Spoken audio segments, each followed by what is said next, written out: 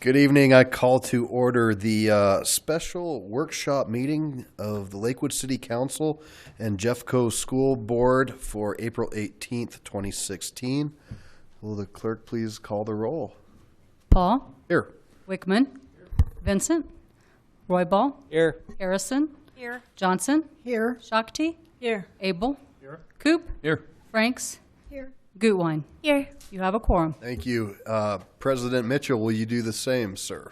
Absolutely, thank you. All right. Paul, I'm going to conduct the roll call. Ms. LaSalle? Here. Ms. Stevens? Here. Mr. Rupert? Here. Ms. Harmon? Here. And myself, Mr. Mitchell, here. Thank you. All right. Everybody is in attendance almost. This is a great opportunity for those folks who are tuned in are going to catch up on a recording of this, but this is a meeting for us to get to know one another and to hear about different things going on in our school district. So we're thrilled to have the board here, as well as Superintendent Dan McMenemy, Kathy Hodson, our city manager, as well as the Chief Operating Officer, Steve Bell. So with that, if you wouldn't mind, Mr. President, just like to, for our viewers, maybe go through the group again and let us know what areas you serve. I know you all serve the whole district, but you do have some areas, and that'd be fantastic. We'd be happy to do that. Let's start down on the other end with Ms. Harmon. Thank you, Ron. I'm Susan Harmon. Can you hear me now? I am Susan Harmon, and I serve the District 2 area, so Green Mountain area, and then kind of up into the mountains, Conifer, Evergreen. So that's my primary district. You are correct. We all serve all 5 districts, but that would be my area where I am spending my time getting to know the climate and culture, as well as the administrators and the teachers and all those buildings there of the students that we serve. Good evening. Thank you for having us this evening. I'm Brad Rupert. I represent District 1 of Jeffco Schools. District 1 is the easterly half of Arvada, north of R70, and between Kipling and Sheridan. Amanda Stevens. I'm the District 4 Director for the Board of Education of Jeffco, which means I serve the city of Edgewater, some portions of unincorporated Jeffco, and the vast majority of the city of Lakewood. Thanks for having us today. I'm Allie LaSalle. I represent District 3, which is west of Sheridan for the most part, and north of 6th, hitting parts of Golden, parts of northern Lakewood, and the whole Wheat Ridge articulation area. And then north of I-70, I go west of Kipling to hit northwest Arvada. Good evening, and thanks for the invitation to be here. My name is Ron Mitchell. I actually represent District 5, which is South Jeffco. In terms of articulation areas, I primarily serve the Chatfield, Columbine, and Dakota Ridge Artic areas. I actually live on the southern border of Lakewood, in the city of Lakewood, but very close to Littleton, I might add. It's a pleasure to be here with all of you. Great. And I would like to say, if we could just dispense with the formalities of your group, and if you don't mind just going by first name, that'd be fantastic. We don't have to worry about these titles or anything like that. We'll actually be more comfortable with that, Adam. Perfect. Thank you very much. I like that. Thank you, Ron. So with that, we do have a presentation, and so Dan's going to come up. I think Dan and Steve are going to give us a presentation, and we'll kick this off. Welcome. Good evening. Good evening, Mayor Paul, members of the council. Thank you so much for the opportunity to be here this evening representing Jefferson County Schools. I'm Dan McMenemy. I'm the Superintendent of Schools, and we have a brief presentation about a big topic that we're going to be engaging in on Thursday evening again. As you know, across our district, 86,000 kids, representing 780,000 square miles. We have a lot of ground to cover. We would like to talk to you this evening about the facility master plan. Myself and Steve Bell, our Chief Operations Officer, will be here in a moment to share some information with you. But we're very proud to have an opportunity to share this facilities master plan. But please understand that this is the first step in a long process. Our board will be engaging with this plan this next board meeting with the hopes of taking this out to our communities, various communities, and you were just recently passed out a flyer of the 12 community engagement meetings that we're going to be engaged in over the next month and a half. But tonight is really about setting the stage about how did we get to this plan, what are the pressures that are happening on our school district at this point in time. So love to have an opportunity to share with you this information. Thank you again for letting us be here this evening. I would like to say, first of all, we need to make sure that our public schools continue to be some of the best in the state, if not the nation. The reputation of Jefferson County is an excellent system for all students needs to be maintained. And that's one of the focuses we have as we take a look at this plan. I hope you all feel, as we do, that children are the world's most valuable resource and its best hope for our future. We truly believe that in Jefferson County schools, and I know you believe it too. Because I know that what we're doing is trying to take care of 86,000 kids on a daily basis, and we all know that that's what our future is. I don't know if you're too aware of this, but this is called our Jeffco 2020 vision. We spent the majority of last year talking about what it is we want students to know and be able to do as they leave our system when they graduate. And we came up with 5 competencies and this little visual that talks about students being more than just able to deliver content, but being civically and globally engaged, being good at communication, using critical thinking, creativity skills, and self-direction and personal responsibility, really looking at the whole child and making sure that when students walk out of our schools, they're prepared for their future. We have a big vision of what we want to see happen for our kids. Everyone in this room can recognize that in order to make this happen, we need to have the best possible teachers, we need to have top-notch facilities, and we need to have the supplies and materials necessary to have students have an opportunity to reach these high aspirations. Let me tell you a little bit about current reality in our schools. They're a very different place than from when all of us were in schools. We have a lot of things we need to attend to and make sure that we're taken care of in order to have quality schools. Right off the top, the very first thing is student learning and enrichment. We are interested in creating more pathways for students, being able to personalize their education and in a one-size-fits-one model. We're interested in looking at preschool and elementary enrichment programs, and we're interested in looking at academic, social, and emotional interventions and supports. To deliver these, our facilities have to look a little bit different than they do currently. Student safety is a huge concern for us, as I know it is for you. We need to make sure that our schools are safe places for our students and that we're taking care of business in accordance with making sure that they're safe. Enhanced safety and security measures, behavioral supports, and federal and state regulations drive some of the things that we do with our facilities. And then finally, school infrastructure and design. Obviously, changes in student population, density and transportation, technology infrastructure, and ensuring accommodations for our most needy students, physically disabled community members. Those are top priority for us, is making sure that we provide facilities that all of our kids have an opportunity to access a quality education. So this slide is meant to share with you a challenge that we have in our school district. It's both a challenge and a blessing. Jeffco is a neighborhood school district. We don't have the huge elementary schools, middle schools, and high schools that some other districts around us have. If you look at this graph, the first column on the left is some of our neighboring school districts, the school districts that we compete with for staff, that we compete against in terms of student growth and achievement, and that we're constantly measured against. The second column, number of students, you can see that we're the second largest school district in the state of Colorado, one of the top largest school districts in the nation for that matter. The third column is the number of schools that we have in our district. You can see in Denver, they have 199 schools for 90,000 kids. We have 154 schools for 86,000 kids. And on down the line. The next column is how many students per school. And you can see that we have one of the lowest per student, or students per school in the metro area with 563 kids per school. As a comparison, Cherry Creek School District has 7 high schools. We have 19. And then finally, the column on the far right is the funding that we receive from the state of Colorado to run our programs. you can see that there's some significant challenges there. If you think in Jefferson County, if you think about the dollars that we have, roughly every $100 is worth $8.6 million. So when we have $500 less than Denver, we really have $40 million less per year to serve our students.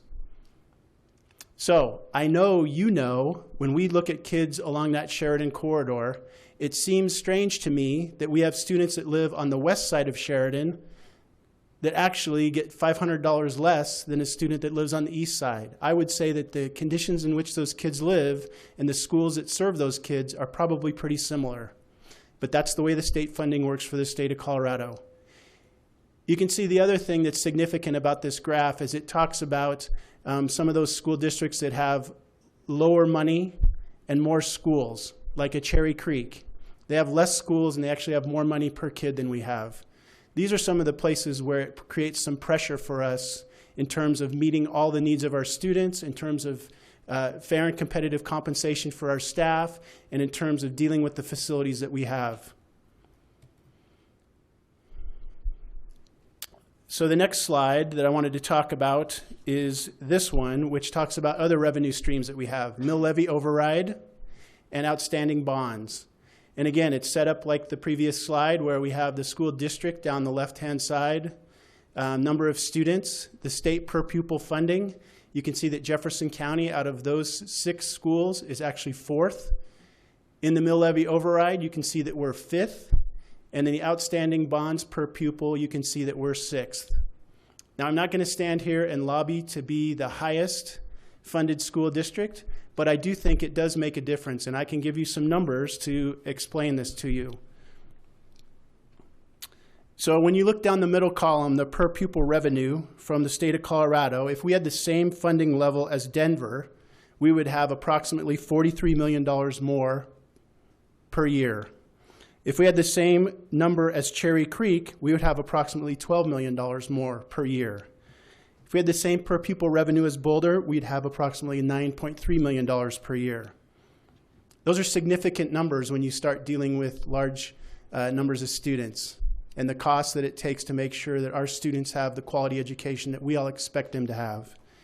In the column mill levy override per pupil, if we had the same funding as Denver per pupil, we would have about $26 million more. Cherry Creek, $21 million more. Boulder, $71 million more. And Littleton, $45 million more, if we had the same funding as those communities have. Those are a significant amount of dollars. The far right column, the outstanding bonds per student, if we had the same funding as Denver, in that column, we would have $977 million more per our bonds to deal with our facilities. In Douglas County, we would have $59 million more. Cherry Creek, $338 million more. Littleton, $275 million more. And if we had the number Boulder has, we would have $1.15 billion more to serve our facilities. Now, again, I'm not standing here to try to sway you toward we need to go out and get a huge bond or mill, but it is a fact of life when we start talking about competitive salaries for our staff, when we talk about the facility needs that we have, the significant facility needs we have, and we talk about programs and things for our students. These are factors that weigh on us. I wanted to give you another number to consider. What this chart represents is the utilization of our facilities. And what I mean by that is how many students are in those facilities. You know in your districts that we have some schools that are full and we have other schools that are not full. Well, the average for our elementary schools across our district is utilization is about 89%. And we have 239 portables on the yards at those schools. At our middle school, that utilization is about 71%, and we have 7 portables. In fact, 5 of those portables are at one site. And at the high school, about 79% utilization with 20 portables. So what's significant about this number? Our middle schools were built for 3 grades. We currently, in some of our middle schools, have just 7th and 8th graders. We also have 6 through 8 programs in some of our schools. Bell Middle School is an example. Up in the mountains in Evergreen and Conifer, they have 6th, 7th, and 8th graders. But the majority of our middle school facilities have 2 grades instead of 3. What this also says to me is that we have a lot of elementary schools that have a lot of kids in portables. So we believe that putting this facility master plan into play may help us drive down that number. Safety, security concerns, classroom aesthetics, time going back and forth between the buildings, things of that nature, those are impacted when you have that number of portables. The other thing that this may allow us to do, if you remember a little earlier on in the presentation, we talked about pre-K and kindergarten. With more space in our elementary schools, we may be able to expand that programming, and that's something we're interested in. This slide represents Jeffco's school facilities by age. And you can see down across the bottom, we have some square footage that was built prior to 1928. From 1928 to 1947, we have a portion of our buildings that are still in use that were built during that time frame. But the majority of our buildings were built between 1948 and 67. That's the largest bar here. And 1968 to 1987. So 69% of Jeffco's square footage is between 29 and 68 years of age. So we have some challenges when we start talking about electrical systems and heaters and air conditioning and those things that make a school able to have students in. I would say our schools have served our community well, but many of the heating and cooling systems, boilers and plumbing are outdated and inefficient. We could recoup hundreds of thousands of dollars in utility bills in upgrading to more efficient systems.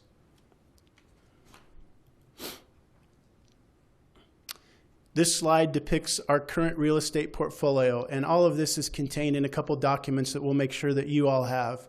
But these are big numbers, and these numbers tend to scare people.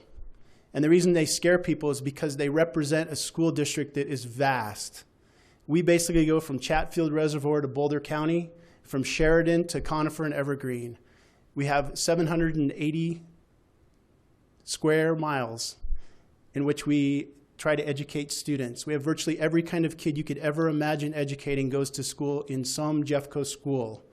These numbers are big: 12 million square feet of facilities, 169 campuses with 384 permanent buildings. A replacement value, if we scraped the whole district and tried to rebuild, it would be $2.7 billion to do that. Our average facility condition index, which is how our facilities rate up against some specific criteria, put us at a 20.4, which you can see the box down in the bottom right corner. Our schools are low average to the high end of below average. Now, this doesn't mean we have unsafe schools. What this means is we have some schools that are getting older, that have some significant issues that we try to address as best we can with our capital need or our capital deferred maintenance. So how did we get here? In a moment, Steve Bell will be up here to talk a little bit about this, but in 1992, Jefferson County Schools embarked on a schedule for bond and mill levy elections. The plan was every 4 to 6 years to go to the voters and say, we need some more money to make sure that our facilities are staying where they need to stay, that we're keeping up with growth, that we're keeping our facilities in tip-top shape, and we also need some money to make sure that we're providing program for students. You can see the history since 1992 of the mill and bond election. Now, some interesting notes on this. In 2004, there was a $323.8 million bond levy. That had some new square footage in it. That was the last time Jeffco Schools passed a bond that had new square footage in it. We're very appreciative of the money that Jeffco Schools received in 2012 as a result of the election. But those dollars basically filled the hole that we had. The $39 million went toward programming and making sure that we could keep the programming that we had in Jeffco, and the $99 million went toward what was called warm, safe, and dry, and that was going into our existing square footage and doing the deferred maintenance things that needed to happen with those buildings to make sure that they were quality facilities for our students. I am very proud to report this evening that that $99 million that was levied in that bond, we are in the final stages of that this summer, and that's going to come in on budget, on time, with exactly what we promised the voters we would put into play. So Steve Bell, Tim Reed, and the facilities people have done a great job of managing that money and putting it where it's going to make the most difference for our kids and for our schools. This slide depicts the state funding from across the United States. It starts in 1970 on the far left, and I know the numbers are small, but you get the gist of it. In 1982, the Gallagher Amendment passed. In 1992, Tabor passed, and in 2000, Amendment 23 passed. And basically what those have done to state funding is they've ratcheted down the funding for schools. The last time Colorado met the average, the national average for school funding was 1987. Since that time, funds for schools have gone down dramatically. That far right corner, 2011, minus $1,872 below the national average. And I can tell you, since 2011, Jeffco Public Schools has received $481 million less from the state than was supposed to be budgeted. So that number is actually worse than it was in 2011. And there are more budget cuts on the way if you look at the forecast. So when we sit around and look at all of these factors, we think this. We believe that it's time for us to have some community conversations about the schools that we expect our students to be able to be in and the type of schools that we want to have our kids have an opportunity to go to. In a moment, Steve will be up here to talk about the facility master plan, but I want to give you a little background. It was last done and presented to the Board of Education in January 2011. As you all know, a comprehensive long-term facilities master plan is essential to the Jeffco tradition of excellence. We've done multiple presentations during the time that I've been superintendent to the Board of Education. The last 3 are listed on there. The final bullet on January 28th, we went to the Board of Education and we were directed to go ahead and put together a facilities master plan and bring it back to the board. I want to talk a little bit about the process and timeline that we're under so that everybody understands process. On January 28th, the Board of Education established the guidelines and basically told Steve Bell and Tim Reed, here's the parameters that you have to operate under. They went away and defined and recommended the goals. They looked at our current facilities and ran them through those items: optimal use of our facilities, balanced articulation areas, right sizing the square footage, equitable distribution center programs, and financing approach and schedule. And we are bringing that back to the Board of Education this Thursday evening. And that's the big blue arrow where we are in the process, is an internal and external review. Cabinet, Capital Asset Advisory Committee, Financial Oversight Committee, our Board of Education will be engaged in this conversation Thursday night. And then, like I said, we have 12 public presentations in which we're going to gather feedback around this plan, what's going to fly, what's not going to fly, where the community wants to go next. We're very interested in hearing. Here's a picture. If you're like me, I see it in picture more than in words.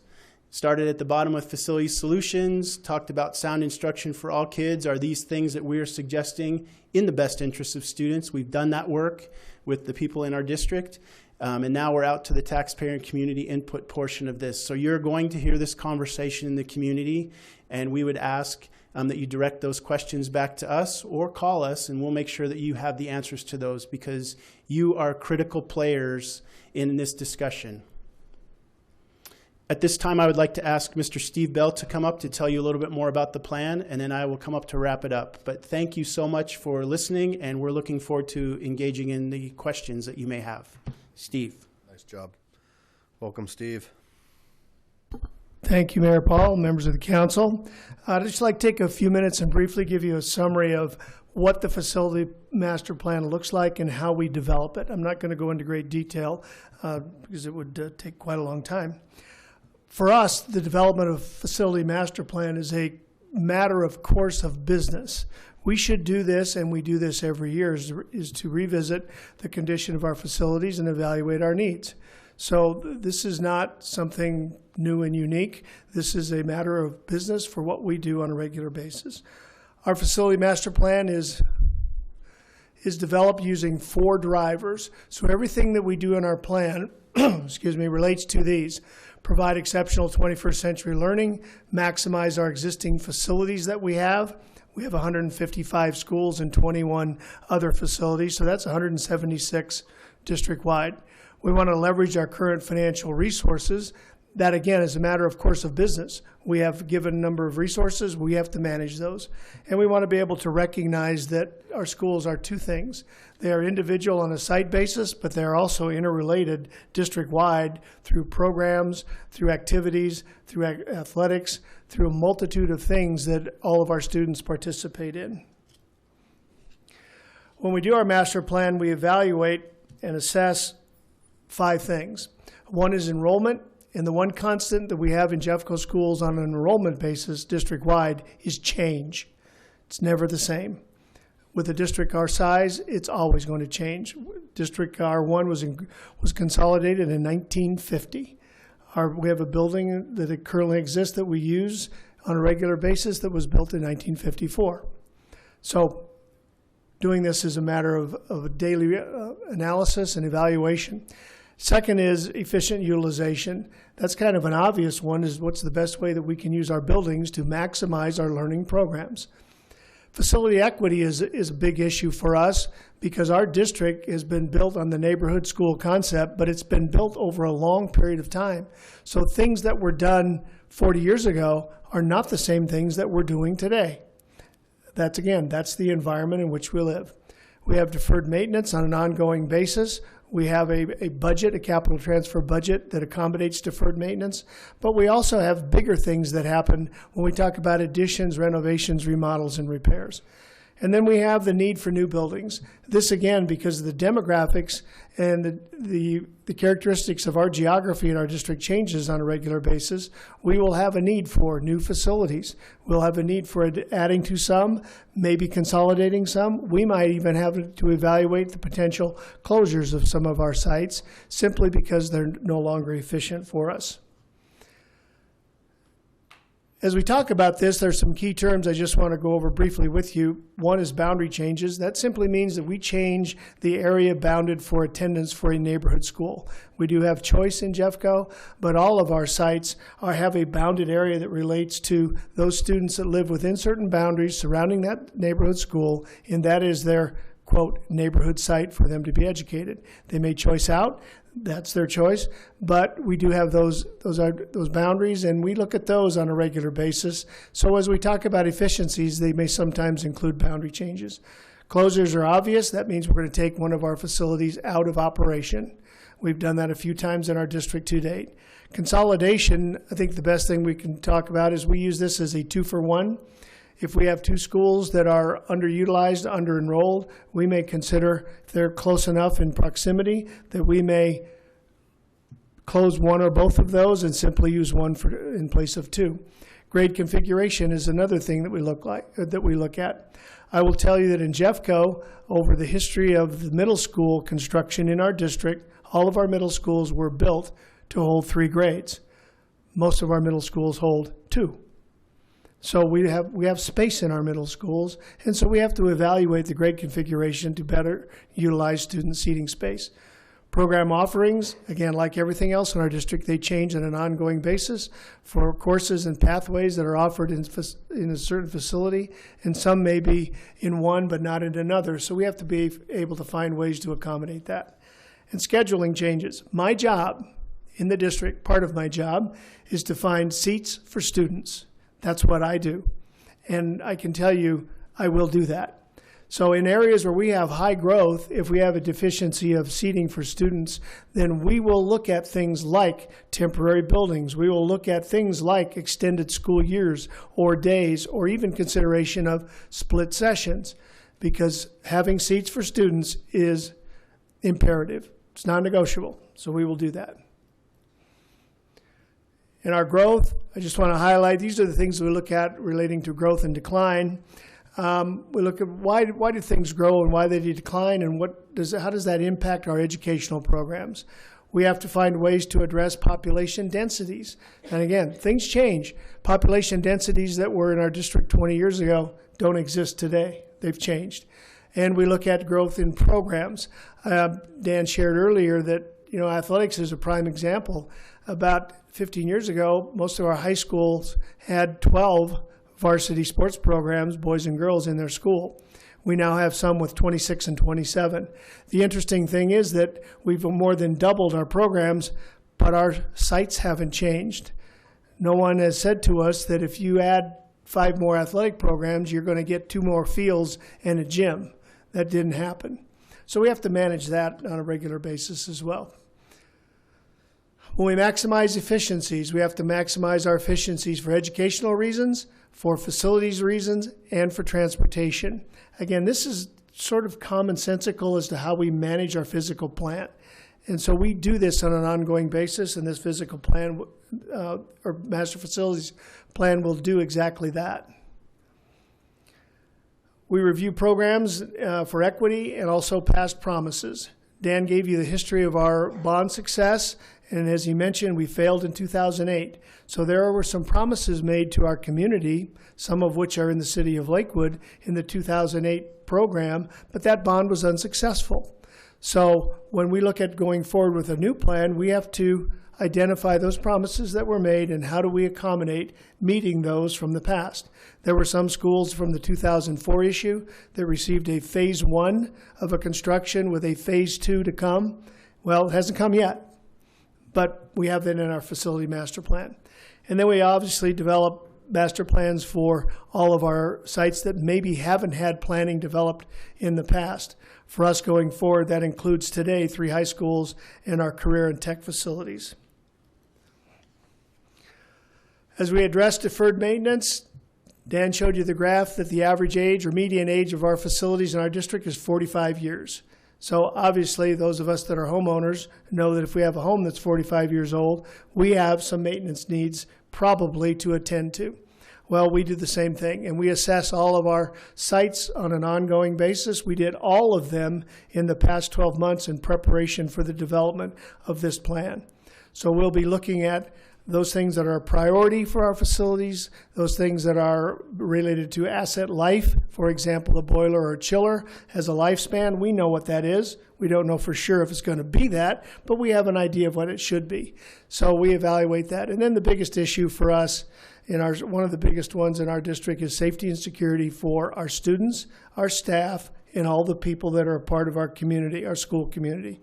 That's a big one for us and very important. I can tell you probably the most serious thing that I do in my job relates to safety and security for our schools and the people that use them. And the last thing, I talked about this briefly, but I'll just go over it quickly again, and that is identify new square footage needs. That's something that comes up all the time. You have something here in Central Lakewood in the Rooney Valley area. Well, we all know that McIntyre has been completed from Alameda to Morrison. I think I'm pretty confident when I can say that wasn't by accident. It's for a purpose. And as you well know, that there are thousands of units that are proposed there. We'll have to find a way to address our student needs in that growth area. And we'll also be looking at our ancillary and support facilities. We know that we are an athletic complex short in Jeffco right now. If you're in the south area of our district, unfortunately, you never get to really have a home contest because we don't have a sports complex in the south. So if you're in the south, you travel all the time. Well, that's a strain on our facilities, as well as probably not the best thing for all of our students or the thing that we would like to do. And we'll be looking at transportation terminals specifically because as we have growth in areas, whether it's the Rooney Valley or whether it's the Northwest Corridor, we currently don't have physical space to accommodate additional transportation facilities, i.e. buses and maintenance shops. We are proposing this timeline to the board. There's 3 areas, 3 shaded colors. The blue on top shows you a timeline from year 2017 to 18 and going forward years after that. Those are the things that we think we can do without a large infusion of capital. Boundary changes, matriculation, and grade configurations. Now, when people say, gee, Steve, what would you like to see? Well, I'd like to see about $1 billion. That's probably not realistic, but I'd like to see an infusion of capital so we can address some of the things that we need to take care of in our district. The shaded green area indicates that we can do things like consolidations, additions, replacements, fulfill past promises, do a better job creating program equity. And you can see the timeline there. If we were to have capital within a year or two, then we would go forward years 1 through 6. And then the very bottom is the deferred maintenance. We get an allocation for the Board of Education annually for this particular area, and we will continue to do that on an annual basis. And then the big one, someone always says, so how much is this going to cost? We've suggested, we being the facilities division in the district, have suggested this particular breakout for program financing. We've suggested that a phase 1 of capital include approximately $420 million of capital, and the way that we do that is with the issuance of municipal bonds for our district. That's the way school districts raise capital. You do the same thing as a city, coupled with our deferred maintenance. So we know over the next 6 years, in phase 1, we have 420 plus 120 of capital. That gives us about $540 million of capital to infuse into our school district facilities over the next 6 years. We're then suggesting a phase 2 to go beyond that. That number is also inclusive of the deferred maintenance number of 120 over 6 years, but it also, as you can see on the slide, it's got 194 million. That 194 million is today's dollars. And we know that today, construction costs for our type of facilities are increasing annually anywhere from 8 to 15%. Now, I don't know what they're going to be in 7 years, but that 194 million is probably going to be closer to something like 300 or more. That's the realities in which we deal with the school district our size. So with that, I just wanted to give you an overview of what our master plan looks like and how it's developed, and I'll ask Dan to come back and close for us. Thank you. Appreciate the time. So where do we go from here? Whoops, not there.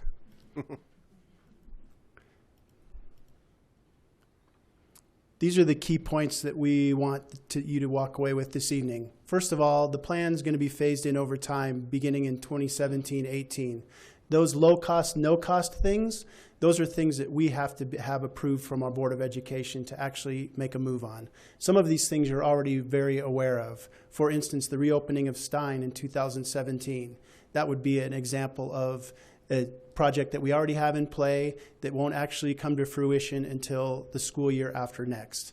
And so, again, this is not going to come into play until at least 2017-18. The capital portion, where we need the infusion of cash, that's going to be at whatever point we go out and actually win the opportunity to do that. A key thing I want you to know, because this is going to start being part of the conversations you have in your groups, is around the community forums for parent voice. I would also add community to that. We want anybody that wants to invest some time in having a discussion about Jeffco schools to be at those events. And you have a complete list of those, and we'll make sure that you know if we make any changes on that. But those are the 12 that we're going to start out with. We need to hear from our communities, and we know that having them engage in the conversation is going to make it that much of a stronger plan. Please remember that this plan is interdependent, and it's vital not to focus on one aspect. When I walk out of here this evening, I'm going to have an opportunity to share this information back to your city manager and ask her to share it with you. We will give you all the materials that the Board of Education has. In fact, those pieces live on our board docs right now. You could go and take a look at those. But I would encourage you to look at the master plan in totality.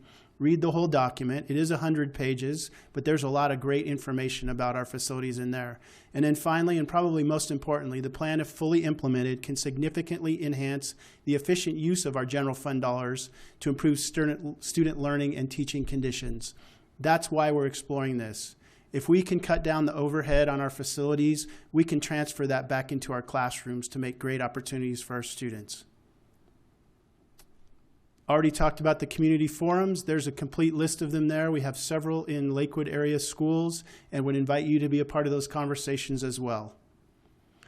Thank you very much for your time this evening, and we would like to open it up for questions at this point. Thank you. Beautiful. Yeah, thank you. Thank you. There's a lot of good information, and I learned quite a few things as well. Let me get to a different screen here. I know there's going to be some questions.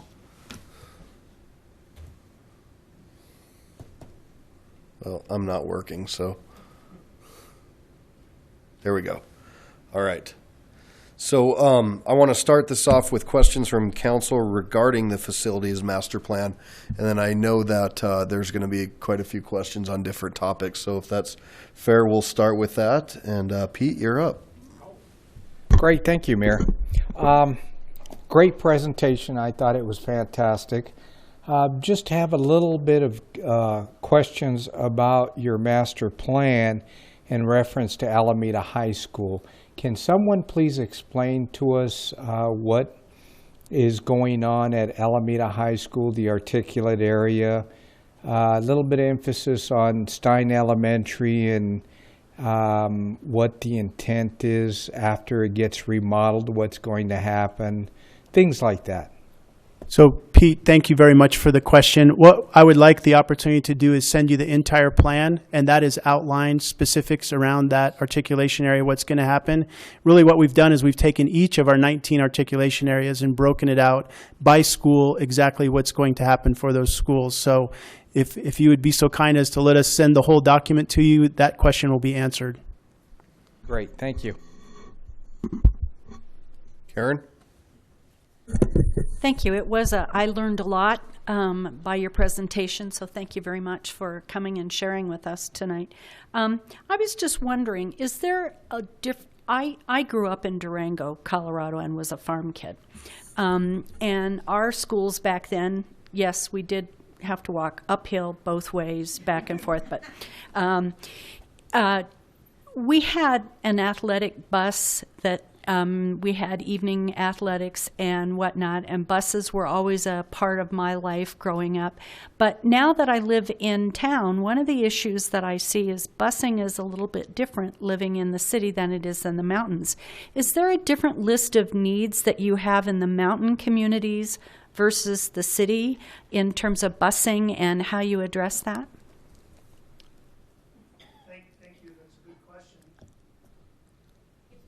Got it. Thank you. I would say currently the biggest problem that we have are bus drivers. We have plenty of buses, but we have a shortage of drivers in our district, not unlike the problem that most districts have in our state and specifically in the metropolitan area. You asked about the mountain areas. The mountain areas is a different skill for drivers. So we consider those to be some of our finest bus drivers, and they are because of the roads and conditions that they do manage. But for us, the other question I think you mentioned is that when you were in school, each school had their own little bus. We are currently looking at that opportunity. We haven't had the need until this particular year when there's been such a shortage of drivers, and it relates big time in our athletics and activities programs. So we are looking at that. Obviously, that's a matter of resources because we have 18 high schools that have athletic and activities programs. So we're reviewing that as well. But I would say, I would offer this to anyone on the city council that if you have a CDL or have a desire to get one, we certainly have a job for you. Thank you. I have one other question, Mr. Mayor, if I might. Certainly, please. I noticed in one of the very first slides it talked about different levels of reimbursement, and the DPS school district had a really high level of reimbursement, higher, it seemed, than others. I am really unprepared to know where that difference is. Could someone educate me? If you're weighing into questions regarding Colorado school financing, it's a very complicated universe. And remember that our state has tackled the challenge of equity, that when funding only comes from local sources, the funding that schools and students and families can access is shifted, and there are winners and losers. Of course, we're living in a situation right now where some of those mechanisms that create equity also have been undone since the recession due to the existence of the negative factor. However, you can generally learn about both state, local, and federal dollars. Denver receives more at each of those levels than, for example, Jeffco does.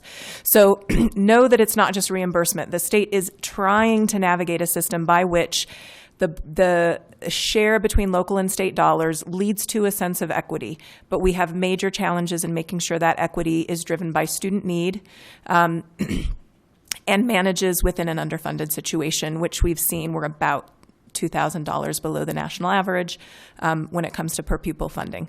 I'd be happy to talk to you in depth, but without telling you more about that Gordian knot, do know that we know in Jeffco that we are generally 4th, 5th, and 6th when it comes to some pretty specific measures like mill levy overrides, bonds, and what is figured in the total program funding through the state. All right, so I have a couple questions and I think a couple comments. Dan, could you just share that formula that you mentioned for every $100 equals, or for every dollar equals how many hundreds? Yes, basically, anytime you see any type of funding for Jeffco, we're about 10% of the state budget. So that would be one. If you look at a state funding for K-12 education, we're roughly 10% of that. But the other piece is every $100 times the number of students we have is about $8.6 million. We have 86,000 students times $100. So it's just an easy way for me to reference where we are in relation to others. Well, that's a nice way to kind of help us drill down as well. And I see it was an interesting piece on so 239 temporary buildings at elementary schools. Was that the correct number? So that's correct. By by shifting 6th, 7th, and 8th, you feel you might be able to alleviate some of that? Well, actually, in the plan, when you look at it, there is specific temporaries at schools identified as being taken off of those schools as soon as we start to put this plan into place. And so we probably would never get totally away from temporaries. Temporaries are a great way to manage growth in areas, but they are temporaries. They're not intended to be permanents. And so we want to make sure that we're using temporaries for the proper use. And our feeling, the feeling from facilities and the feeling from district cabinet personnel, are that we want to do everything that we can to try to mitigate those temporaries. We think that there's some challenges inherent to using a lot of temporaries. So what caused kind of this shift throughout the years? Because if I look back to when I was probably in elementary school, there was more 7th, 8th, 9th. So it seemed like every so often they do these shifts where they go into that mode and then go back to that mode. And so, for instance, Dunston, prior to me attending there, was a 3-grade school and then shifted back to a 2-grade school. Is there any philosophy for how that works, or is it really capacity that drives that rather than a curriculum or some idea that grouping these kids in these different areas is better for their achievement? I think at times this issue has been facility driven. However, I was in Jeffco when we converted to 2-grade middle schools, and I remember it well. And it was actually a programmatic decision that was made at that time.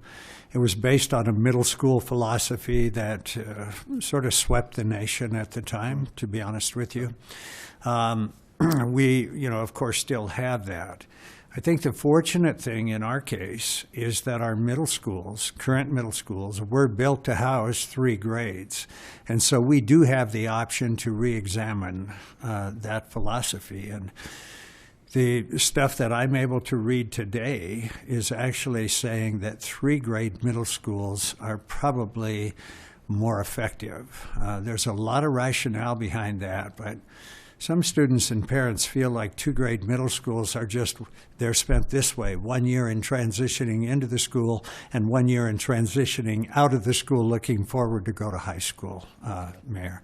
So what we are looking at, I wouldn't say is totally facility driven. I think it's both, programmatic driven or educational philosophy driven, and a way to solve some facility needs at the same time. Thank you. And I just have 2 more questions and a comment. The comment, it's interesting if I caught that right. The last time you had money for new capacity was in 2004. Is that accurate? That's correct. Yeah. And then alternative. So in this plan, what does that look like? I know Warren Tech's a very popular program, and I think many folks on this panel can attest to kind of these different options that we hear about from folks, or when we go and visit people in the community, this great need for something other than the traditional school. How does that play into the plan? And also, how does the potential increase in property values affect those dollars coming in for the district as well? And then that's all I have. On the Warren Tech site, I can tell you that we strongly believe that we need to have a third, maybe a fourth vocational or Warrantech type training facility in our district. Those are incorporated into our facility master plan in this particular edition because we do think it is critical. So we agree with you. And your second question? The second one had to do with tax revenue from the increase in property values. May I? Because I think you lag like 2 years, correct? So you should be starting to catch up. We do, and there was some significant wins on the local property tax revenue that was collected. However, we saw a very small portion of that passed back to our schools, specifically across the state. Local property tax revenue was up about $130 million, and $24 million of that was returned to K-12 schools. So of the approximately $13 million that we would have seen if all of those dollars had been invested back in the schools, we saw just a little over $2 million. The reason for that is those dollars were captured at the state level to balance the state budget. Okay. Well, thank you for that. Dana, Charlie, then Ramey. Thank you. I was wondering if we could get this slide that shows Jeffco compared to the national average put back up. Thank you. While you're finding that, I would like to weigh in, Adam, and answer your question a little more thoroughly on middle school philosophy versus junior high. Junior high is grades 7, 8, and 9. And that was a philosophy that was very popular through the 60s, 70s, and 80s. And then came the middle school philosophy. And the difference between junior high and middle school is a junior high student would go from class to class to class and have a completely new group of students every time in that class. The middle school philosophy has groups of 120 kids traveling together. So it's called a core group of kids that would share 4 core teachers. More kind of a family or a neighborhood, however you want to say that. And it's much more easier, it's greater for communication at home, and it's just a completely different philosophy than junior high. Junior high is you're all over the place with who knows who, and it's harder to keep track of the kids. And you've got 4 teachers meeting weekly about the 120 kids, and it's a completely different philosophy, and it's grades 6 through 8, right. Middle school. Interesting. Thank you. Mm-hmm. Thank you. And thanks for pulling this back up. I just had a comment, a thank you, and a question. Just when we hear this presentation and see this slide here where we see our national average, $2,000 below the national average, and we live in a city that is one of the, it gets ranked as one of the best cities to live in the country. It's one of the most popular areas to live in the country, and I appreciate so much the information that you're sharing tonight, and it just gives me a pit in my stomach to see this slide, and I hope that everyone up here feels the same way about if we have one of the greatest areas to live in, we should be funding our students. And I also just want to make a comment about the temporary schools. I recently went to a kindergarten open house night with a neighbor who's a mother who had gone to the temporary kindergarten, or had gone to Green Gables Elementary School in a temporary building, and that was 30 years ago. Now she's a mother with her own child at Green Gables Elementary School, and it was in the same temporary building. And so just to, for anyone who doesn't maybe have children in Jeffco, this is what we're talking about when we're saying there's a problem with temporary buildings. So my thank you is that it's amazing that given these kind of numbers, what you're able to accomplish with them, and the efficiency and the way that you've been able to stretch the dollar and achieve the level of education that we have, but you can only stretch it so far. And I share your hope for, I think you said what you'd like to see is about $1 billion. So then the question I have is, during these master plan public presentations, will the public get access, or will you be providing them this kind of background about funding that we're getting provided? Yes, we're still in the process of devising exactly what that looks like, but we think a key part of the story is current state and, a possible pathway forward. So we think it's critical that our community hears where we are now and the challenges that we have, and that they actively engage in a discussion about the kind of school district we want to have. Mm-hmm. Thank you. And, and I also hope to partner however we can as the city to, help our school district, because helping our kids, they're our residents too. And so thank you so much. Charlie? Thank you. It was a good presentation. I have a few questions. Dan, I believe you said that we get 10% of the state's funding? Roughly. It's a little bit less than that. It's like 9.6% when you look at the total allocation for K-12. What portion of that is Jeffco schools? But 10's a nice, easy number for me. And what percentage of the state's student population do we have? Roughly 10%. Ms. Stevens had mentioned local sources plus state sources and other sources. This chart's quite dramatic. I wonder how it would look with all sources of revenue added to this chart, showing our local contribution and the state contribution. Would it have the same sharp downward trend? I believe it would, but I would also say the thing about this graph is this is just the state funding, because that's the most consistent number that we can find across all states. Obviously, when you start dealing with local, you saw the differences between us and the other 5 locals around that funding. There's also grants and other things that school districts have access to, but this is probably the cleanest apples-to-apples comparison. But that's part of the point I'm making. Local funding varies from area to area, state to state, and it could be a significant source in one area and not in another. In fact, in school districts in Colorado, there are many districts where most of the local funding is based on primarily agriculture use and is way down there. So I just think that, and maybe Amanda, since you mentioned it, what I can illustrate the point, and yes, you're right, the local funding differs. That's part of why Colorado decided to try and find a way to equalize the share, which is why you may be in a different district and they are totally locally funded, especially if they have a large energy sector company in a small rural district.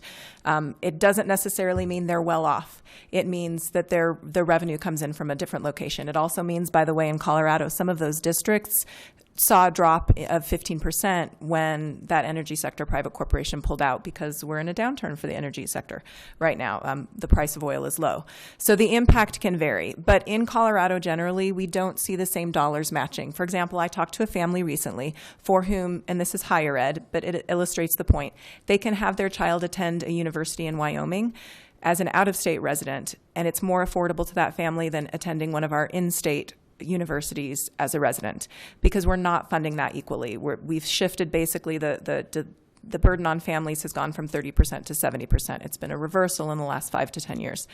When it comes to, for example, special education dollars, and those are some of our most expensive students to educate, some states will see matching.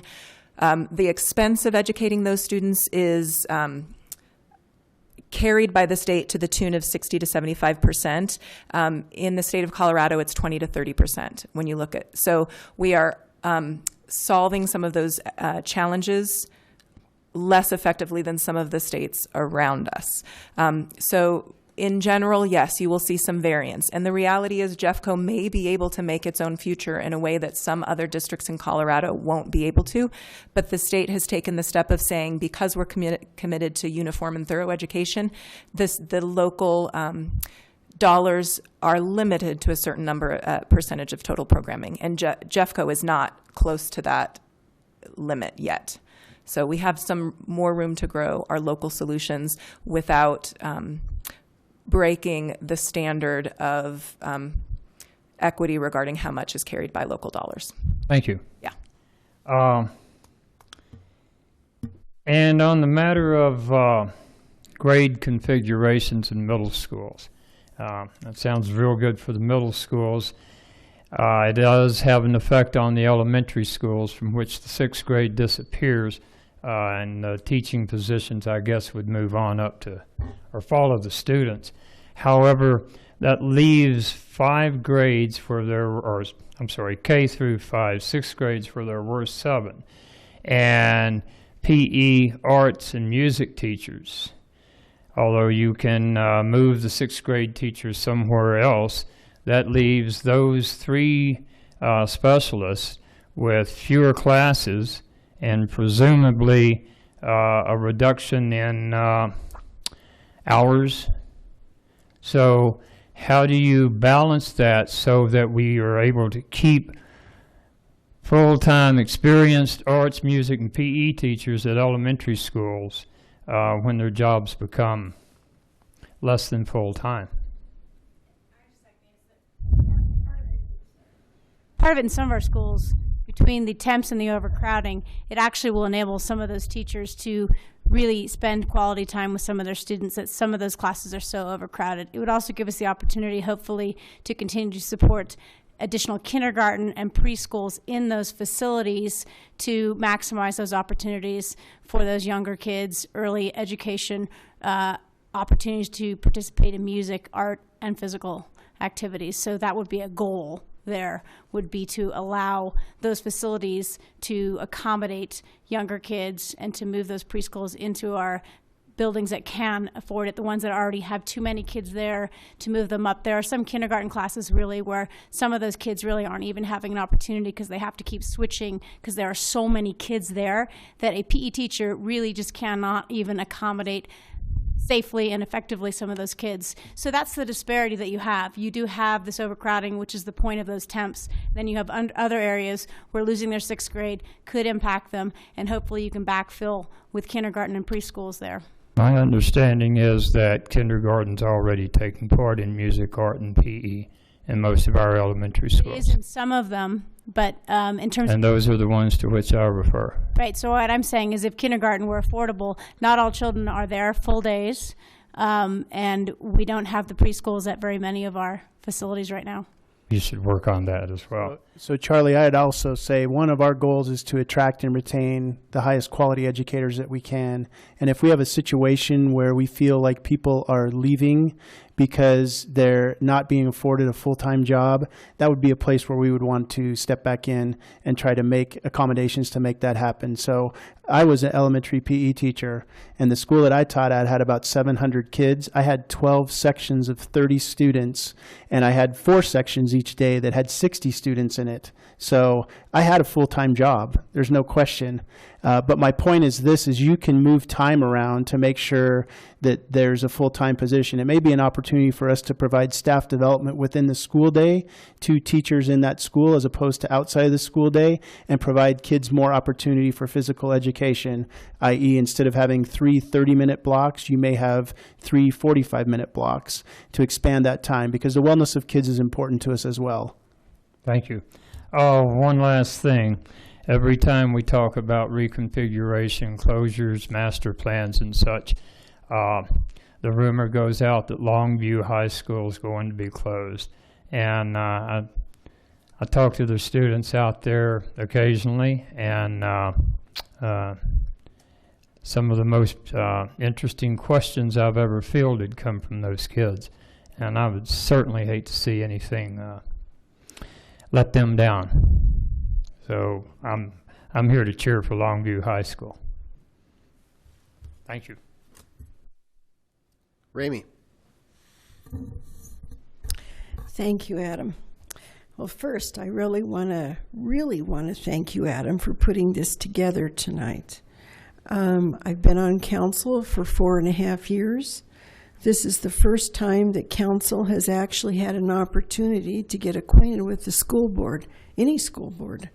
And obviously this is needed. I appreciate an opportunity to get acquainted and put names and faces together with all of you.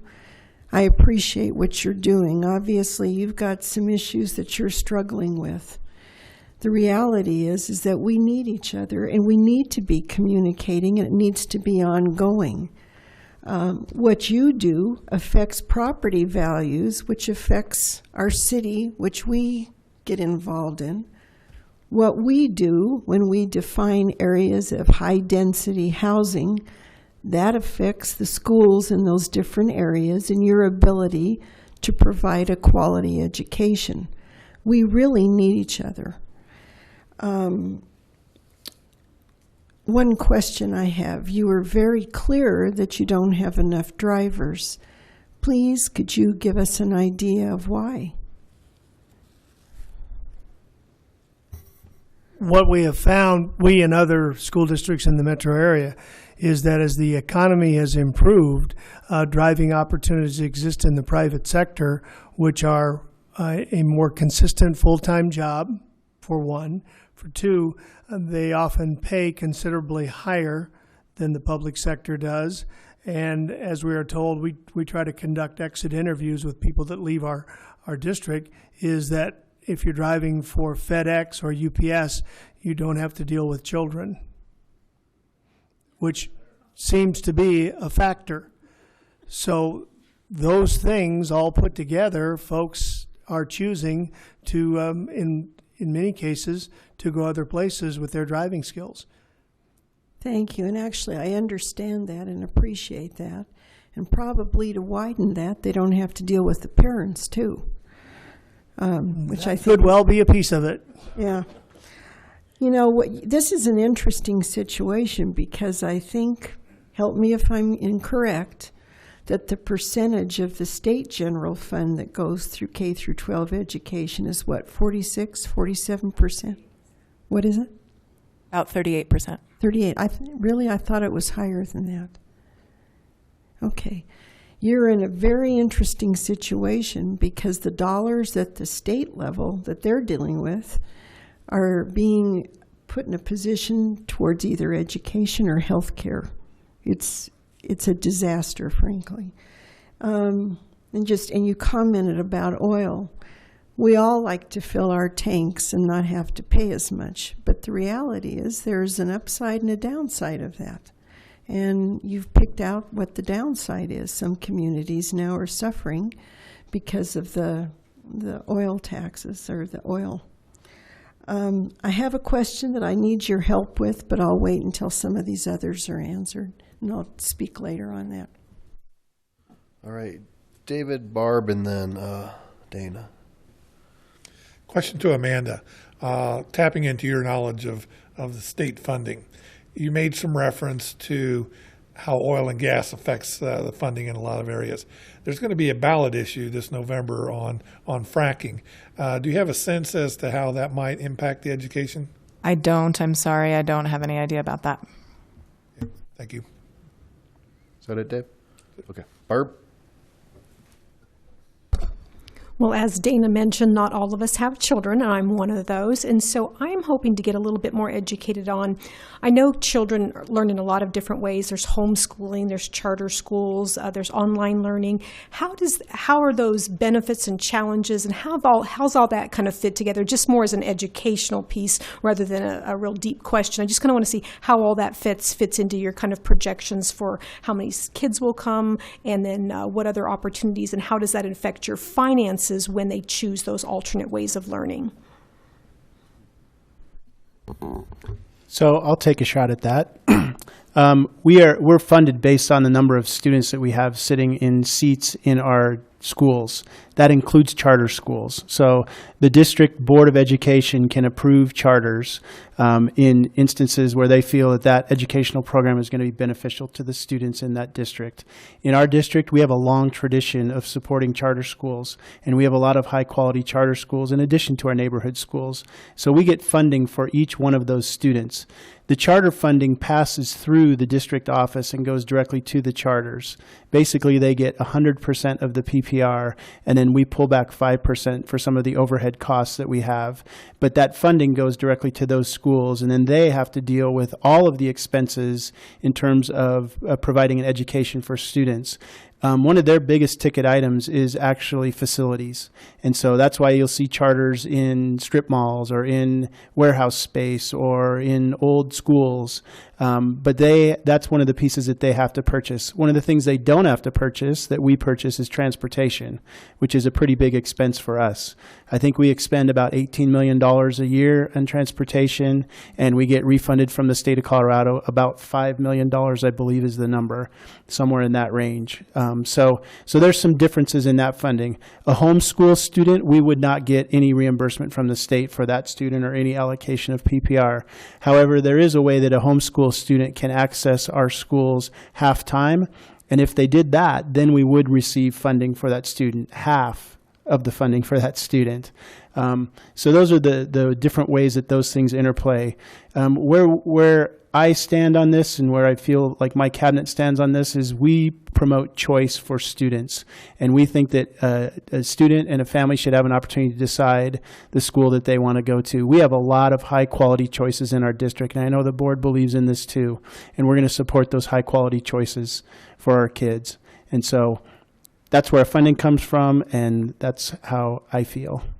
Wonderful. I wondered how online, I saw an ad the other day on TV. How does online fit into the whole thing? Like I said, I don't have a dog in the fight. I'm just trying to understand how all the pieces come together to let you guys do your work, so then the public can hear that, again, a homeschooler, which is a fine option, but again, that there's, unless they're enrolled some part in your school, that there's no funding, you don't get the half. But what about the online programs that I've seen advertised? So there's a special level of funding for online students. It's a little bit less than the current PPR for students that sit in our neighborhood schools or charter schools.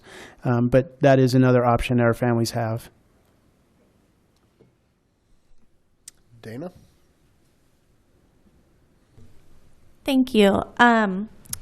So first, I think I just wanted to circle back to some of the questions that Charlie had and just kind of point out the difference in what it is like to go to school here. This is not a commentary on age, but in, say when I went to elementary school and the funding looked more like it did when we were above the average or close to the average, and what it is now. And, my daughter is in elementary school. She's in half-day kindergarten. To put her in full day is $300 additional a month.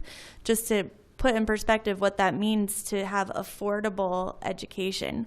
$300 a month, we would absolutely make that work. But on top of that, there's not even availability for all students.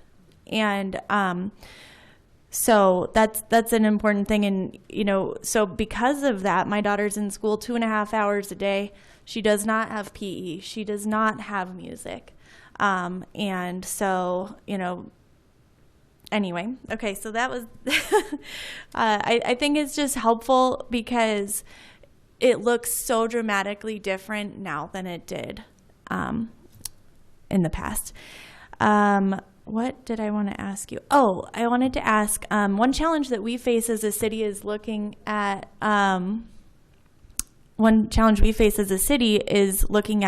population growth and expected population growth. I wanted to know what does that look like for Jeffco, and how are you planning on accommodating? We update enrollment projections on a 10-year forward-looking cycle every year.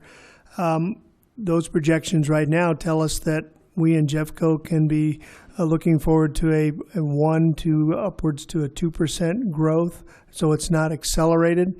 The issue that we have, because we can manage a relatively flat growth increase like that, is that there's significant growth in various pockets, so it's not across the board.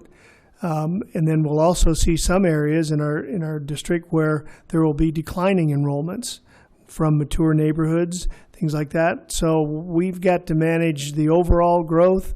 We've got to manage the pockets of increasing, accelerated growth.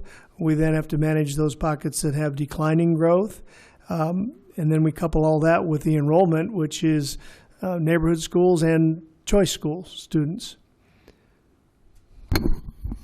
I guess I'd like to add a little bit to that, because I appreciate that municipalities have a difficult time trying to project what the housing start demand will be. And your planning department obviously isn't going to approve, housing starts, building permits, unless you've provided water for those houses, unless you've provided for sewage treatment and access for those houses. We've got the same issue. Unfortunately, we also have no control over the issuance of the permits and the pacing of those things. And so if you look at our school systems as one of those resources, it would be very useful for municipalities to work with our facilities department in figuring out what the pacing of housing starts will be, so that we can try to do some of that planning in advance. Remember that our lead time on getting a new school funded and built is several years. The lead time on getting a housing permit and getting the house up and getting it sold is 6 or 8 months. So we really need whatever lead time we can get through that level of cooperation. And I guess Steve can tell me if I'm misspeaking at all. Good.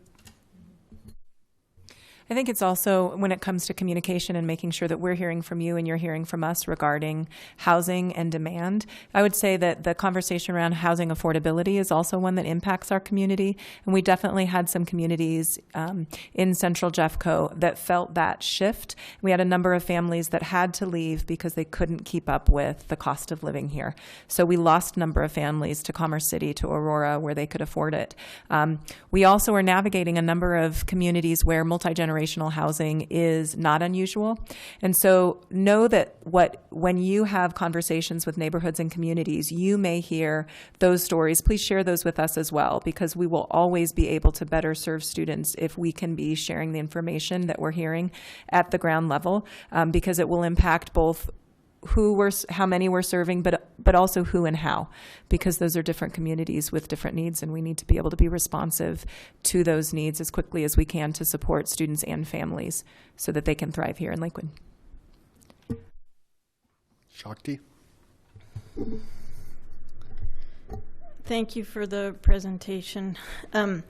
So from the seat up here, what strikes me is what can we do to partner, and what are we already doing to partner?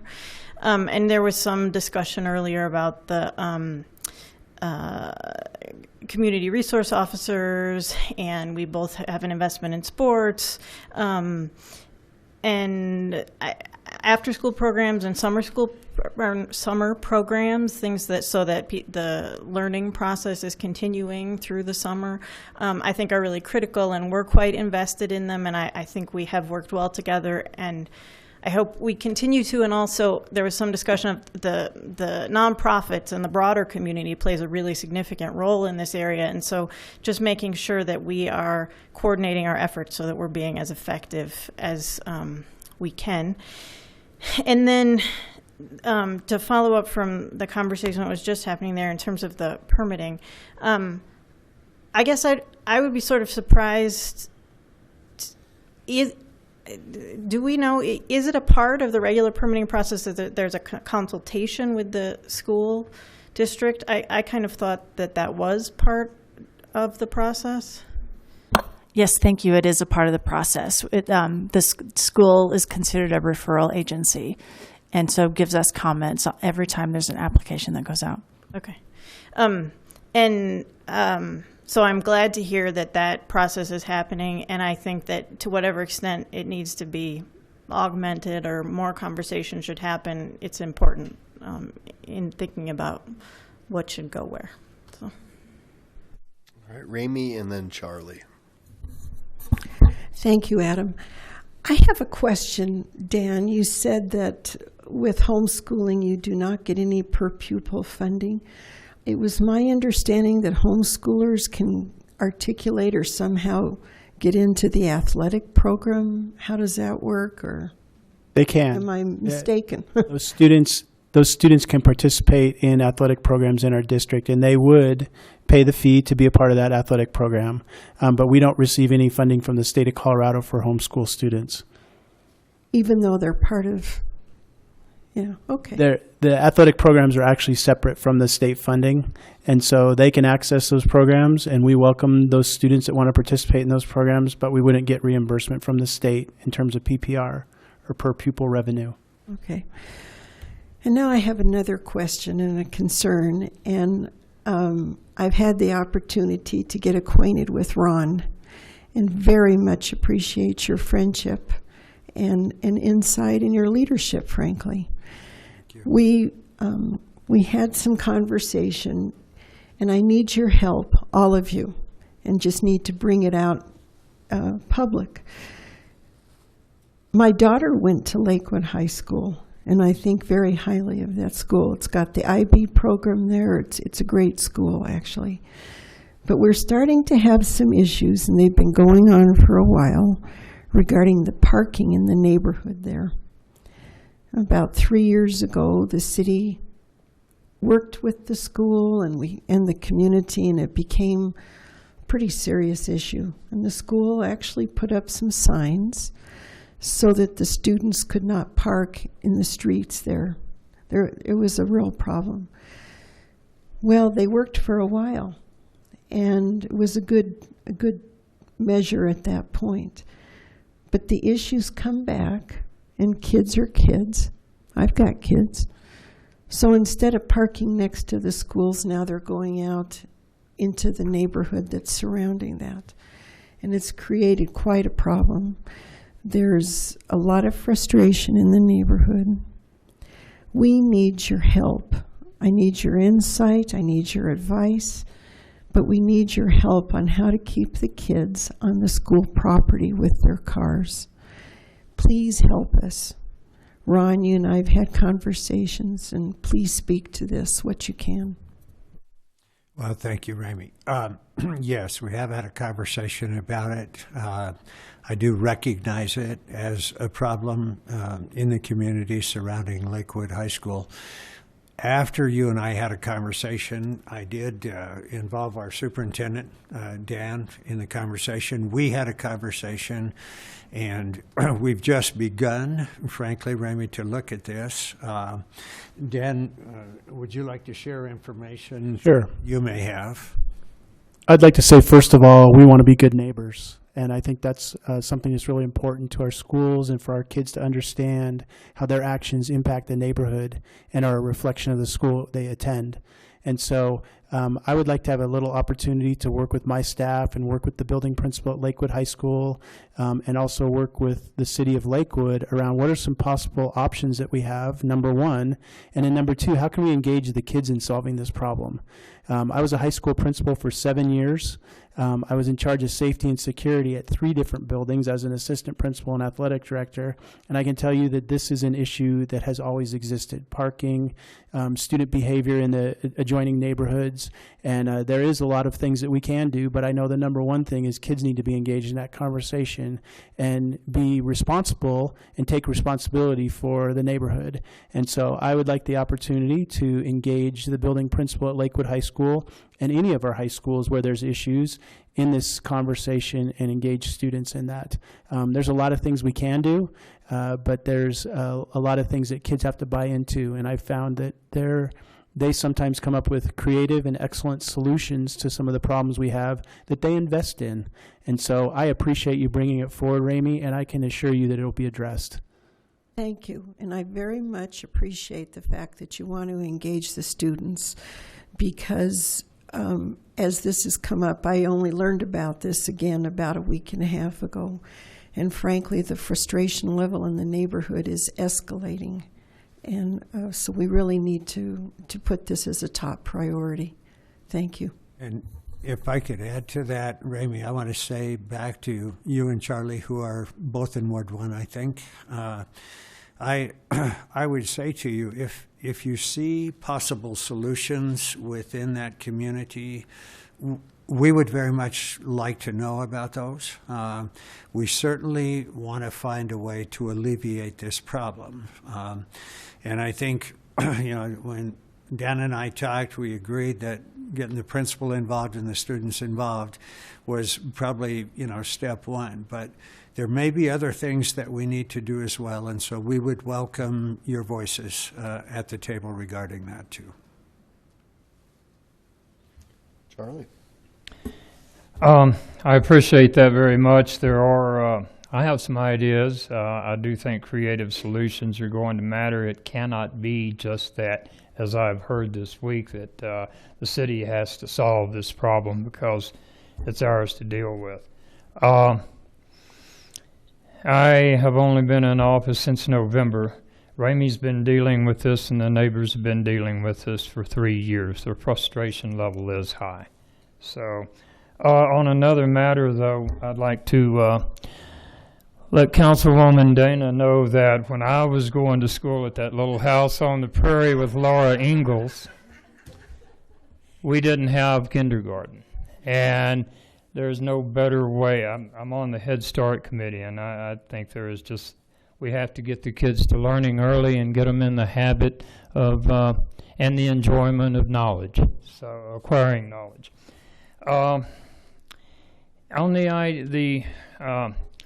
Brad mentioned the impact of our growth on schools. At one time, the city, correct me if I'm wrong, Ms. Hodgson, but at one time the city required a set-aside of land or money to mitigate the effects of growth on our schools. And now we have changed that to a straight fee, something along, I believe in fact, Ms. Hodgson did send me some figures, $800 per multifamily unit a developer has to pay. $1,100 for a townhouse, $1,300 for a single-family home. That's not much, and it seems to me the way developments go on the property is a lot more important than the money. So I'm hoping that we can look as a council at the impacts of the growth that we permit in the city and see if we can lessen its effects on the school or at least mitigate it somewhat better. Thank you. And if you want to see Charlie's school, it's on display at our Heritage Center. At least when I was in school, we didn't have to buy notebooks. We could just pick up a flat rock and scratch it out. Pete, you're up, sir. Charlie, when I grow up, I want to be just like you. On a different note, and a positive note, I wanted to bring this to light, and I wanted to thank each and every one of you for allowing us to do this. In 1947, the old Lakewood High School dedicated a Veterans Memorial behind the school there. And the years went by. We had a lot of people come in and clean and maintain the memorial, and it continued on till about 1980, 81, and a lot of the folks have either moved on or they passed on or something would happen, and so about 3 years ago, we took a look at the memorial, and I just started crying. I looked at it, there was trees around it, bushes, shrubs. We cleaned it up. And when we looked at it and polished it up and cleaned it up, we were looking at it and we said, there's not very many people that would come out and take a look at this and really respect the memorial for what it's worth. So the idea came up is we started asking a lot of the family members what would they like to see. And they all said, well, the students in 1947 are the ones that bought the headstone. They're the ones that put it in. They're the ones that paid, tribute to their fellow students. So we would like to see it relocated to the new Lakewood High School. So we took the task. We went down there. We looked. We talked to Dan. We talked to the previous board and continued on with possibility that we can probably relocate that memorial. And about a month ago, we relocated the memorial to the new Lakewood High School. Now we're looking at doing the rededication, and after doing extensive research on all 12 names, and by the way, a lot of the family members have been mailing me their photos, a little bit of research, and we're looking at doing a rededication on the 28th of May at 10 a.m., and that's Memorial Day, that's Memorial Weekend. And I think that would be to pay honor and respect to our fallen veterans that are there. So I wanted to extend an invitation to come join us on the 28th at 10 a.m. A lot of the family members are going to be there, so please come. And if Adam, may I ask for a clarification? Exactly where? Can you give me exactly the location? It please, is Pete? on the back side of the Lakewood High School in the parking lot. It has already been installed, relocated. So it's it's about on the south side of the back entrance. So it would be close to the parking lot. Got it. I just thought that would be helpful. Thank you, Pete. Okay. That's great. Thank you, Pete. You've done a lot of great work on that. In fact, he was just awarded some recognition for that at the Good News Breakfast. So, Dana. Thank you. I love that book, by the way, Charlie. I just wanted to ask, since we have experts in education here, about, I know that both Councilwoman Franks and Charlie and Karen and many others up here have advocated for early education and understand the importance to our community. But we do have Lakewood is an older community. We have a significant portion of family or residents who are no longer families. And how would you, I'm not saying that right at all. Hold on. Who do not have kids in school? That's what I'm trying to say. Thank you. How would you explain the importance of our education system, even if you don't have students in school?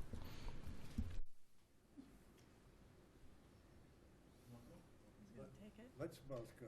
You go first, Brad, and I would like to. Okay, I'll say there are a number of ways. One is that 50 years ago, our leaders had the foresight to build those schools that are still in use right now. And they had the foresight to invest in facilities that have been educating generation after generation after generation.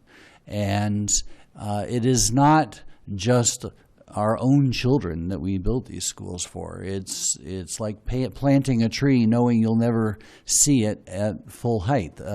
We are investing in our future. And that's what investing in these schools is about. And if you need to take it to a more, I guess I would say, personal level to them, we're educating the workforce of the future. We're educating the workforce that will frankly be paying the Social Security dividends to those people. We're educating the workforce that will be working to keep the water flowing, working to keep the streets paved, working to keep all of the systems flowing that they will be continuing to use. So I think you have to take a broader view of what the importance of education is. It's not just about your kids that may be in school. It's about educating all of the kids and the future workforce. Go ahead. I think you covered it pretty well, Brad, but I would like to add to that my belief that public education is a cornerstone of this American democracy that we collectively enjoy. I really believe that. And I'm passionate about it. And then I would say to my friends who are in my age group and a little older, I would say to them, We are educating tomorrow's leaders.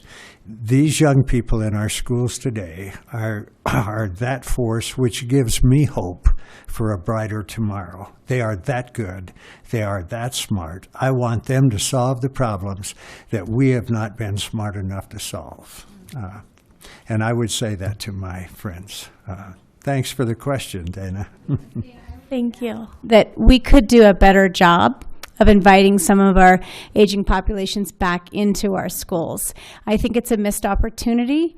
I know up in Green Mountain, the facility up there, inviting them to the teas that we do at Dunstan, inviting them to the school plays, some of the music performances. To Charlie's point, it's a way of reinvigorating the importance of those things as well, and maybe finding a niche. There's opportunities in our libraries. Some of it is a transportation issue yet again, but I think that is a missed opportunity perhaps to remind some of us that you have to re-engage to have that importance. Some of these conversations may not engage certain parts of our population, so to make the effort to continue to find an engagement at every level, if you don't have an engagement through children or growing up here or whatever that is, to keep pushing at that, I think it's important. Thank you. Sorry about that. I'd like to add a couple things. Thanks to the Whiz Kids and some of the people in the faith community have said we're going to align ourselves with Title I schools and create some solutions. A number of retired people, a number of people who don't have kids in the school have become solutions. And I would argue that if you want to become connected to a school, even though you don't have kids in those schools, we'll put you to work. Come volunteer, and you will know in the work that you do with those kids the value that there is. But I'd also like to be entirely pragmatic and point out that when we don't have a successful high school graduate, that is a burden of $300,000 per person who fails to graduate high school that taxpayers will carry. So the more effective we are at graduating students ready to live and thrive in life and be productive citizens and productive workers, we are creating savings for all of us. I would also like to go ahead and point out that when it comes to the homes that many of these people are hoping to sell, we want to make sure that we have strong schools that will win buyers for those who are now looking at downsizing. Is downsizing the right word? What do they call it? Simplifying. Empty nesters who are. We want to help you win buyers, and we can do that through excellent schools. Ellie, did you want to add anything down the line there? Looked like you wanted to jump in. No, I could repeat every single thing these guys said, but I think it's really important to understand that we are educating kids for jobs that don't even exist, and which is why it's really important, critically important, to maintain the focus on the whole child and problem-solving skills, and not get too focused on the, getting kids ready to take a test, because that's not how real life is. So I think it's really important to understand that we need to educate the whole child so we can, so our children are ready to overcome any obstacles so that they can be solutions oriented and contribute to society. So productive members of society. Ramey? Thank you. Actually, all of us here appreciate a quality education, quality schools, a little bit different perspective. We, of course, want our neighborhoods to have homes where people want to buy, and you obviously are very engaged in the kids' education. I very much appreciate all of your comments. I agree with all of them.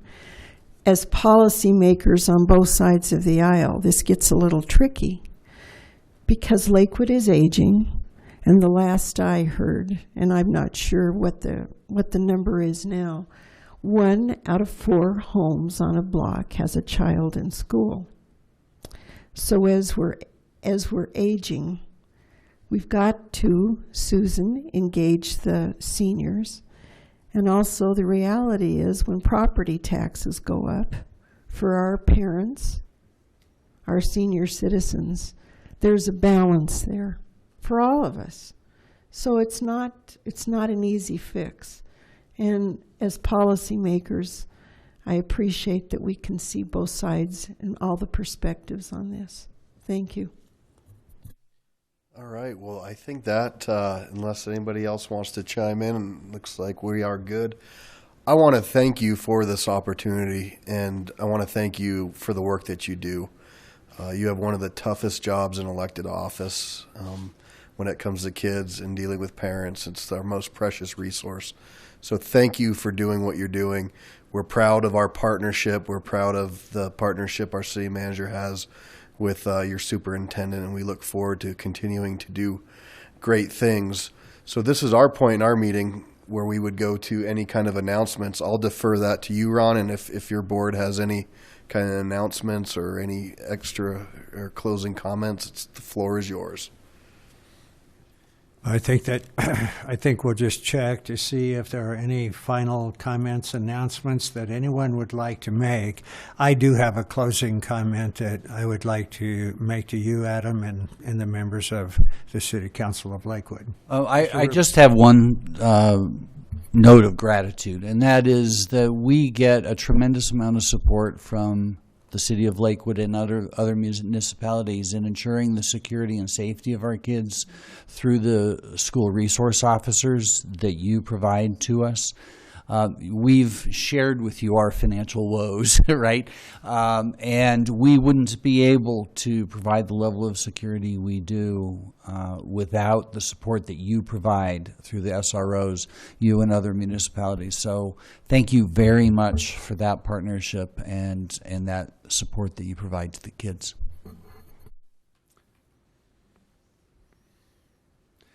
I would just have a couple of closing comments. I think that we are the benefactors as a school system of a great partnership with this municipality. Some of the things that that we are doing together are very, very significant. I know Mayor Paul mentioned when we were upstairs before the meeting about wraparound services, and that's the concept of involving all the community services and our schools services and wrapping those around a child to help them be more successful.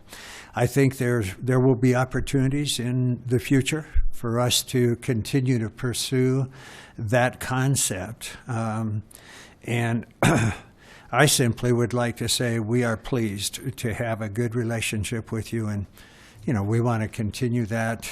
Please work with us to do that. As I've met public officials the last few months, and I'm fairly new at this, as you may know, but the one thing that I have found as I go from municipality to municipality and even to the county commissioners, etc., is that the public servants are all working on things that they believe will be good for their communities and for our citizens. And it's pretty exciting for me, honestly, to be a part of that group and that team. So thank you. Thank you. Thank you all very much. All right, we'll go to reports. Ramey? Nothing? Shakti? I have a few things. CU Law School had a multi-day workshop on money and politics, which is an issue that is important to a lot of people, and it was good to see them working on it. And I was able to go to the keynote speaker, and it was interesting to sort of hear more of the legal nuances. I and a lot of people agree there are big problems, but sort of the nuances of what's likely to be done about it was very interesting. Also, I was able to hear a presentation at NREL and learn more about an innovation center. So the process whereby it starts out as an idea and they're researching it, and then when they come up with a concept that might be marketable, how that transition happens. So for example, Wells Fargo Bank was involved. They would test technologies on some of their big buildings, and then the economic development people there were there to then help the entrepreneurs take the products into the marketplace. So interesting to see that whole process. And then the last thing is Leadership Jefferson County. So every year there's a Leadership Jefferson County class, and they do a project. And this year's class, the project is it's called The Art of Mind. And it's an art show at 40 West that is also a fundraiser that proceeds. The proceeds benefit the 4 different Second Wind, Jefferson Center for Mental Health, and Carson Spencer Foundation. So it's on May 11th from 5 to 8, and it's $50. Dana. Thank you. I just want to thank you all so much for your time tonight. It is such a treat to get to pick your brains, and you're so inspirational. Thank you for the work you do. Barb? Scott? Charlie? No report. Karen? No report. Pete? Boy, I'm going to spoil it. I got a little short report. Shakti and I are going to be having our Ward 3 meeting on Saturday at 9 a.m. at Phillips United Methodist Church. Amanda, I'd like to invite you to come join us. It's on Florida and Pierce. So that's all I have. David. Well, one report I think we have on April 20th, which I believe is Wednesday, is our Whole Foods is doing the was it 10-20% the proceeds? 5%. Okay. Mm-hmm. What are the hours? I don't recall. Oh, it's during all day. All sales at the Whole Foods go to Earth Day, or go to the City of Lakewood to the Earth Day programs. And then I think we give out seedlings and things like that, various gifts. That's right. All right, thank you. Point of privilege, if I might. Today, April 18th, marks the 27th birthday of my oldest daughter, Michelle. And so happy birthday to her, but I take the opportunity to use a little segue here. I'm from the Midwest, but my daughters, of course, are born and raised here in Lakewood. So they are graduates of Foothills Elementary School, Dunston Middle School, Green Mountain High School, and Colorado School of Mines. And unfortunately, of course, they've gone off into the world now, but extremely successful, high-paying jobs. And although, you know, the success is theirs, I think so very much of it is the preparation that they received in our local education. So thank you very much on their behalf. That's great. And I just have a couple things. I had the opportunity today to attend the kickoff for the IBM Smarter Cities initiative, which Denver and the region were recipients of. Over 100 communities worldwide applied for this. 4 made it in the United States, 16 worldwide. And we're the only region. And what we're trying to do through the Metro Mayors as well as the City and County of Denver, they bring in executives from IBM for the next 3 weeks. And they look at issues related to different things. For the City of Denver and the Metro region, it has to do with homelessness. And how can we better utilize as a region and work together to address homelessness. So it was a great kickoff today. I'm really excited. They'll be here touring different areas. In fact, tomorrow I think they'll be at Family Tree out here in Jefferson County to get an understanding of that. And then they'll give us a report in about 4 weeks as to different things that we can do as a region. But it's really cool to hear from these executives who've done this throughout the world. And one of the unique things they see is how well our region works together. There are no boundaries, right? We come together and we work for the good of the region. So that was really cool. And then I have a new initiative that I'm going to do with my fellow council mates. Since we're about 4.5 months in together, I'm going to reach out to each one of you and sit down and see if we can do a checkup, check in, see how things are going, and just get an idea of where you're at and where you'd like to go. So look out for that here coming up. And then, unfortunately, we had our Earth Day stuff canceled due to Earth. But there will be a tree limb drop-off again, April 29th through May 1st, 7 a.m. to 7 p.m. Check the city websites. And that's all I have. Ms. Hodson? Yes, thank you. Very briefly. Next Monday is April 25th, and we start our evening together at 5:30 up in the Cabinet Room, and that's when I will be presenting my annual oral report. After that, we've got a regular meeting here in the chambers starting at 7 o'clock. And we've got some nice presentations. Remember our sustainability awards. That'll be a fun evening.